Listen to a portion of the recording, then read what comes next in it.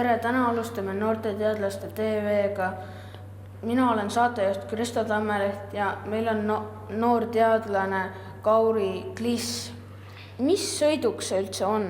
See on elektrisõiduk. Et tal on väike mootor siin all, millega ta liigub. Selle saab ühendada siia ja hakkab sõitma. Kuidas see masin sulle pähe tuli? Ma sain siis uue teaduskomplekti ja mõtlesin, et mida võiks ehitada. Siis tuli sõber kohe appi ja ehitasime koos, mõtlesime välja mingi siukse masina. Siuksed robotid võiks olemas olla isegi.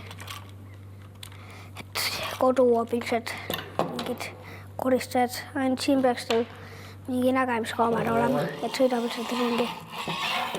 Vaatab, kus on sodi? Näiteks siin on sodi. Võtab ja viib mingisse väiksesse püreikasti. Sul on ikka päris hea leiutis. Jep. Ma väga tänan sind, noor teadlane Kauri Kliss, et sa täna meile näitasid oma leiutist.